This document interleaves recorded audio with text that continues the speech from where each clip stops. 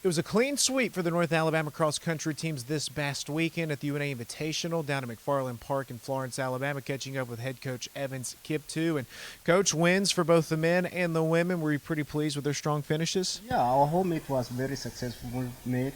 We had both teams, men and women, won the title, and I was very pleased they defended their title. Gracie Matthews won the women's race. Tell us about what you liked most from the women's race. Yeah, the women's race was very competitive. Gracie Matthews was prepared for this race. He led from the start all the way to the finish. Over on the men's side, a couple of strong finishes at the top of the leaderboard. What stood out most from their race? What stood out most from the race is that the real competition was on the second part. We had so many guys that could win the race from West Florida on the second part. So our guys had to really work hard for them to get this win. Next up, a trip over to Huntsville, Alabama to John Hunt Park, a field we're very familiar with, the Southern Showcase. Tell us about this upcoming race this week. Yeah, this upcoming race is one of our biggest meet this year.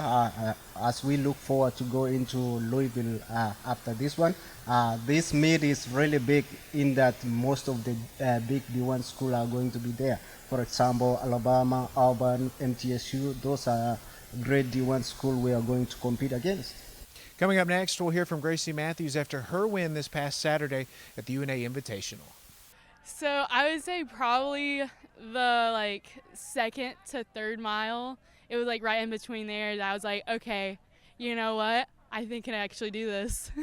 And I was really excited. A little exhausting, but exciting at the same time. Coming first, it was truly a blessing. But yeah, it was just exciting. And then having my girls right behind me was probably the most fun. So